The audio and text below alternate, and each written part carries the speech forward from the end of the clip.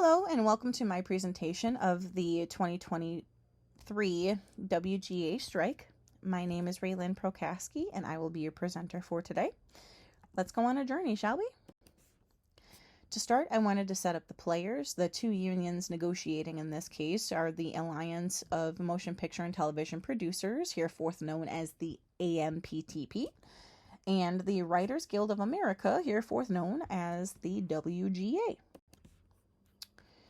To set things up, the problem was that the AMPTP was not willing to negotiate high priority provisions set forth by the WGA, and what was being negotiated was fair pay and fair use and protection of intellectual property created by the WGA.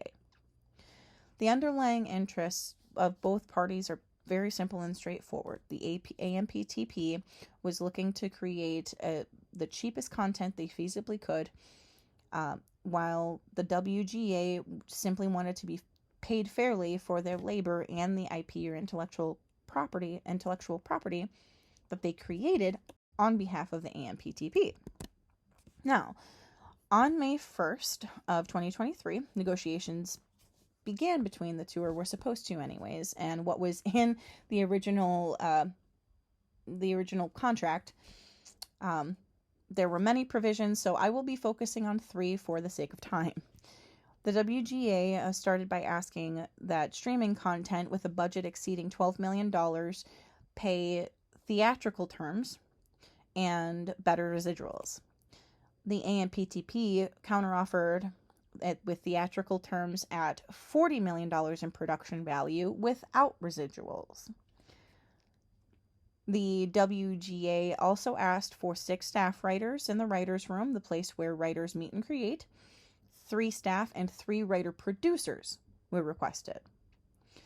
The most groundbreaking provision the WGA added was the regulation of AI, or artificial intelligence, created content, stating, AI can't write or rewrite literary material, can't be used as source material, and NBA-covered material can't be used to train AI, as well as defining workers and labor providers as human or people.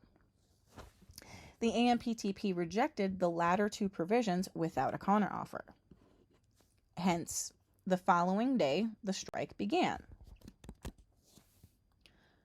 The first concept I noticed in the negotiations were that the AMPTP were playing a strict commander role and being consistent defectors throughout the entire negotiation process. This was displayed by them consistently rejecting provisions made by the WGA for weeks by refusing to meet with them until August, and then again in October when all of these provisions were resolved and the contract was finalized. I also saw the prisoner's dilemma play out insidiously, as the AMPTP defected until they couldn't afford to anymore. Bob Iger, Disney CEO, being represented by the AMPTP in these negotiations, was even quoted as not seeing the WGA's provisions as realistic. So, the entire time the AMPTP was defecting by way of stonewalling, the WGA would continue to choose their collective bargaining over the benefit of a single person. A few examples of this were when a handful of top-paid industry WGA writers, including J.J. Abrams, Shonda Rhimes, and Seth MacFarlane, donated millions of dollars of their own money to the Entertainment Community Fund, a nonprofit that provides for entertainers of all kinds in times of hardship. Now, in this class, we learned, analyzed, and applied principled negotiation techniques and concepts. The WGA strike of 2023 is a great example of what, in my research, I have learned is called an adversarial negotiation, at least on the part of the AMPTP. As far as I could tell, the WGA came to the table with principled intellection. I came to this conclusion after realizing there was no evidence that I could find that the AMPTP was using principled or interest-based tactics in applied concepts. I did find evidence of what had been referred to as shadow negotiations. The authors of the book The Shadow Negotiation describe the concepts as a complex and subtle game people play before they get to the table and continue to play after they arrive.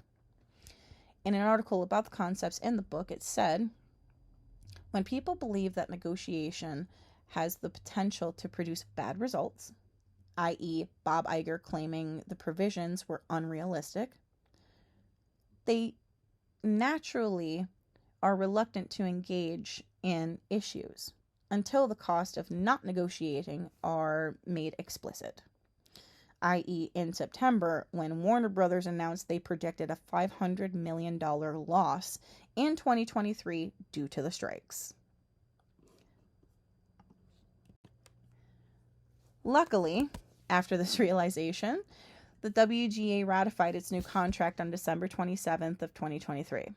Though they compromised on the budgeting terms of theatrical value, they did get the staff provisions they requested and changed the future of film and television for the foreseeable future, ratifying their AI provision prohibiting studios and producers from abusing human labor to create or feed AI content based on a person's work. This is a win for the workers all across the country and sets a very clear precedent on how AI will be allowed to be used in the future.